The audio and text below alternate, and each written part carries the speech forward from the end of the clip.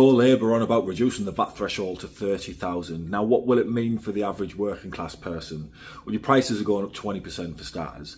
Not with the big conglomerate corporations, because they're already charging you VAT, but the smaller independent businesses, you know, getting your windows washed, getting your taps fixed, sometimes getting your car fixed, the small coffee shops and the bistros and the restaurants, all such as that. You know, the kind of businesses that we should be protecting, people's livelihoods that don't make that much money.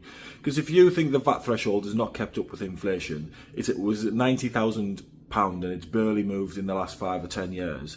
Yet energy prices have gone up 300%. The cost of living and wages has gone up extortionate amounts.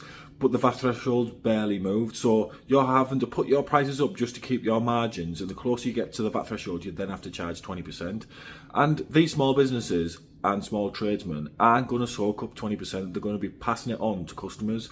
So getting your windows cleaned is going to go from £10 to £12, getting a meal is going to go up 20%, getting your tap fixed or your carpet fitted or any little trades like that, your bathroom tiled or your wall plastered or anything like that, your garden laid, your turf or, you know, your landscaping done, it's all going to go up 20%.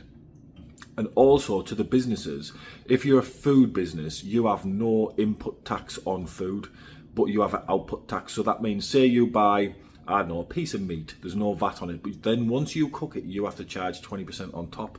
So it's all right saying, oh, well, you can claim it back. Well, you can't in certain scenarios. You actually have to pass on that full cost. You can't mitigate it ever so slightly.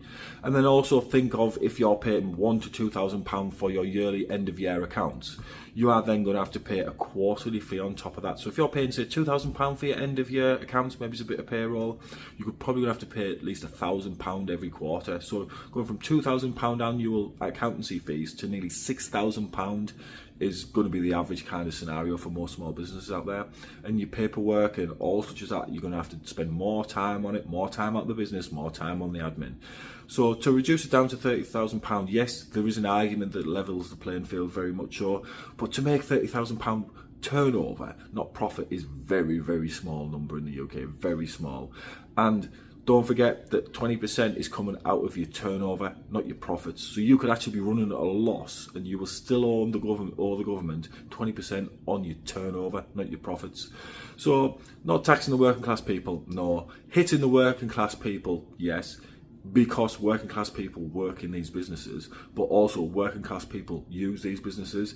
And it's another change in the face of the UK, and not so much the high street, but retail and services in the UK is going to change dramatically moving forward. It's a bit of a sad move, to be honest.